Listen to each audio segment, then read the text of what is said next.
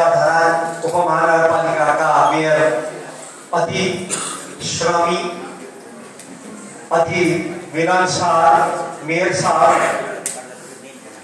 लगायत इस कार्यक्रम में उपस्थित हुनुभएका भारतीय सेना का कर्नल साहब विजय राय साहब जो कि धरान भूपू समिति का अध्यक्ष हुनुहुन्छ केन्द्रीय अध्यक्ष हुनुहुन्छ। यसैगरी हाम्रो यो कार्यक्रमलाई यहाँसम्म ल्याउने र हाम्रो संयुक्त भूपू समिति का जो केन्द्रीय उपाध्यक्ष अहिले संरक्षक हाम्रा के राई साहबज्यू लगायत नेपाल आर्मी का प्रतिनिधि ब्रिटिश आर्मी का प्रतिनिधि र धरानदेखि आउनुभएका श्रम शक्तिका सम्पूर्ण अभियन्ता साथीहरू लगायत आज उपस्थित संपूर्ण भूपू परिवार भूपू दाजुभाइ दिदीबहिनीहरू र ससाना भाइ बहिनीहरू, आज म संयुक्त भूपू सैनिक एवं प्रहरी कल्याणकारी महासंघको संयोजक अध्यक्ष हामी कोशी प्रदेश 1 नम्बर प्रदेशको म अध्यक्ष को तर्फबाट सम्पूर्णलाई मेरो नमस्कार साथै जय गोरख छ। हामी कुनै पनि देशबाट सेवा गरेर चाहे ब्रिटिश आर्मीबाट होस् चाहे इन्डियन आर्मीबाट होस् चाहे सिंगापुरबाट होस् चाहे नेपाल आर्मीबाट यसरी आएर हामी यहाँ नेपाल प्रहरीबाट आएर हामी एउटा भूपू समितिमा गठन भएका छौँ। हाम्रो एउटा नाता भूपूको छ। यही भूपूको नाताले गर्दा आज हाम्रो साथमा धरानका मेयर साहब जो श्रमदाता हुनुहुन्छ यहाँ मेल मिलापको कार्यक्रममा हाम्रो समक्ष आउनु भएको छ। उहाँलाई पनि म हृदयदेखि म मेरो संयुक्त भूपू सैनिक महासंघको तर्फदेखि पनि उहाँलाई हार्दिक स्वागत गर्दछु। हेर्नुहोस्, हाम्रो यो भूपू समिति म साँचो भन्ने कुरा भन्छु, हाम्रो यो भूपू समिति महासंघ यो छाता संगठन हो। तपाईहरुलाई थाहै छ यो हाम्रो पूर्वाञ्चलको 14 जिल्लामा 22 वटा संस्था लिएर हामी बसेका छौँ। 22 वटा संस्थामा जोडिएका हामी सम्पूर्ण भूपू परिवार हो। यी भूपू परिवारहरूमाथि मलाई अध्यक्ष राख्नु भएको छ भने मैले तपाईहरुको कल्याणकारी कामको लागि मैले भन्नुपर्ने सम्बन्धित निकायमा हाम्रा समस्याहरूलाई पुर्याइरहेको छ। विगत केही वर्षमा हाम्रा भूपू परिवारहरूमा थाहै छ नाम जात थर पुष्ट धेरै समस्या थियो।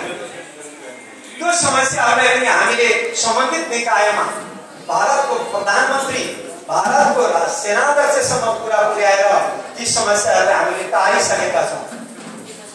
त्यसैगरी बीचमा आएर हाम्रो सामाजिक सुरक्षा भत्ता पनि कटौती गरेको थियो जो भारतीय सेना र ब्रिटिश सेनाको, त्यो पनि हामीले हो एउटा हुँदैन हामी त यस्तो काम गरेर आएका हौँ भनेपछि त्यो पनि हाम्रो अहिले रद्द गरेर हामीले आफूले त्यो सुरक्षा भत्ता हाम्रा वृद्धहरूले पाइराख्नु भएको छ भने हाम्रो भूपू समिति संयुक्त महासंघ बहुत जरुरी छ। त्यो जरुरी संस्थामा हामीले हाम्रा भूपू परिवारका समस्याहरूलाई हामीले सुल्झाइरहेका छौँ। त्यसैगरी अहिले एउटा समस्याहरूको पनि आएको छ। भारत र नेपालबाट जो भर्तीमा जाने चलन थियो, नेपाली हाम्रो केटाहरू नेपाली जवानहरू भारतमा गएर भर्ती जाने चलन थियो, त्यो अहिले हाम्रो नेपाल सरकारले रोकेको छ। भारत सरकारले रोकेको छैन।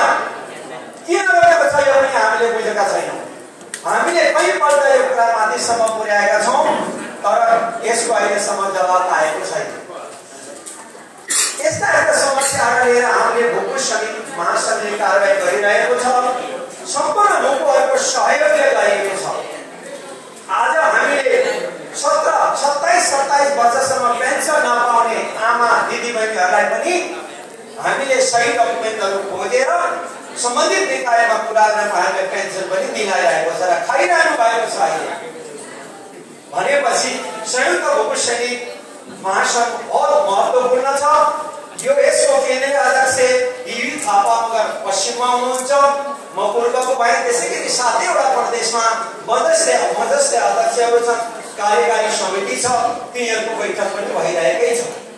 तर कारबाही त गरिरहेका छौँ। त्यसको साथमा हजुरहरूले भर्खरै हेर्नुभयो हाम्रो देशमा कति ठुलो एउटा सङ्घर्ष भयो। हाम्रा जेएनजी भाइहरूले के को लागि यस्तो ठुलो आन्दोलन गर्नुभयो? भ्रष्टाचारको विरुद्धमा आन्दोलन गर्नुभयो। तपाईँहरूले बुझ्नु भएको छ, घोटाला भयो, भ्रष्टाचार भयो, देशमा विकास भएन भनेर यति ठुलो आन्दोलन गर्नुभयो भने हामीले भ्रष्टाचार नगर्ने व्यक्ति, स्वच्छ श्रम गर्ने व्यक्ति, जातीयवादमा नलड्ने व्यक्ति, धर्ममा नलड्ने व्यक्ति, धर्म यस्ता चिजहरूमा उठेर माथि काम गर्ने व्यक्तिको हामीलाई जरुरत परेको छ। भाषण गर्ने व्यक्तिको हामीलाई जरुरत छैन। मिठो बोल्ने मान्छेको जरुरत छैन। तीखो बोल्नेको जरुरत छ, तर हामीलाई काम चाहिन्छ। यो देश अब केही समयमा हामी नेपाली भन्न पाउँछौँ पाउँदैन त्यो पनि खतरामा छ। त्यस कारणले हामी त अब हामी भूकोहरूले जाग्नुपर्छ। हामी भूकोहरू हरेक देशमा हरेक चिज हामीले देखेर आएका छौँ। हामी भित्र बन्दुक चलाएर बसेका मात्रै छैनौँ। अब हामीले कुरो बुझ्नुपर्छ हाम्रो देशमा के भइरहेछ, अहिलेसम्म हामीलाई कसले के गर्यो, अब हामीलाई कसले के गर्छन्। हामी सिधा छौँ, एकदम हामी इमान्दार छौँ। इमान्दार भन्दा ठुलो हतियार केही छैन, इमान्दारी भन्दा ठुलो धर्म पनि केही छैन। हामी त्यस्ता समुदायबाट आएका व्यक्ति हौँ, त्यस्ता व्यक्ति हौँ। त्यस कारणले हामीले विचार गरेर को मान्छेसँग जानुपर्छ। अब आउने समयमा हामीले यो खालि हाम्रो समिति त छँदैछ, यो त सधैँ रहन्छ, यो महासङ्घ सधैँ रहन्छ, हामी भूकोको नाता सधैँ रहन्छ। हामी सधैँ रहन्छौँ जबसम्म यो धरतीमा बाँच्छौँ तबसम्म हामी भूको छौँ। तर हामीलाई भूकोलाई जसले पनि हामी सहयोग गर्छौँ, त्यहाँ जाँदाखेरि हामीले उहाँलाई उहाँको भिजन, उहाँले हामीप्रति के हुन्छ, हाम्रो देशको लागि के गर्नुहुन्छ। अब हामीले खालि भूकोलाई यति सहयोग सङ्गठन व्यक्ति कल्याणकारी कामले पुग्दैन।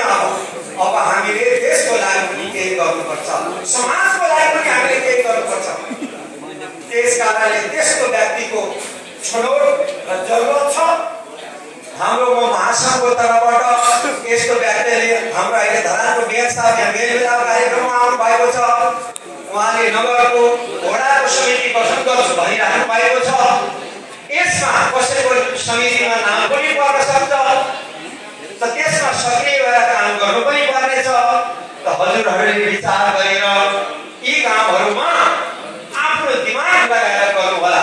मैले अहिले महासङ्घको तर्फबाट म सिधै तपाईँहरूलाई लो यतैतिर जानुहोस् भन्न मलाई अलिकति मेरो समय लाग्छ। तपाईँहरूलाई ल म अब यसलाई छोटो गर्छु। त्यस कारणले हजुरहरूले आफ्नो विचार गरेर हेर्नुहोस्। हामीले आँखाले देखेका छौँ हल्का सामपन्थी के गर्नु भएको छ। कोही लाटो छैन, कोही आँखा नदेखेको छैन, फेरि पनि हाम्रो काम उहाँले गरेको काम देखेकै छ। सबैले विचार गर्नु होला।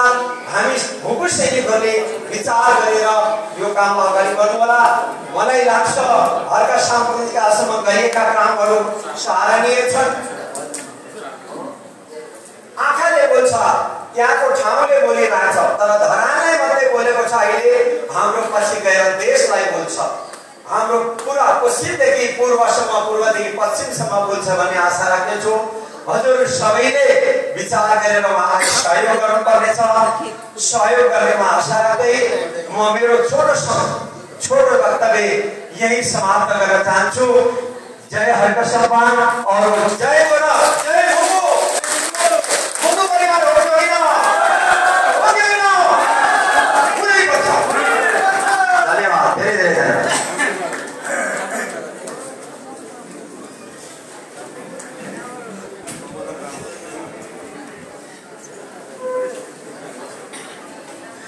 धन्यवाद हाम्रो मन्तव्यको लागि।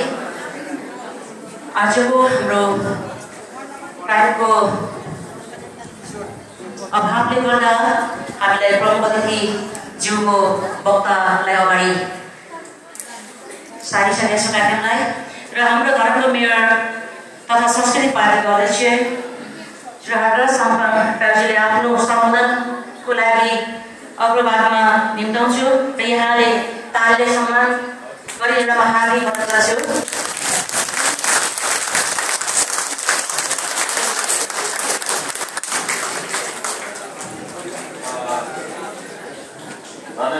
कार्यक्रम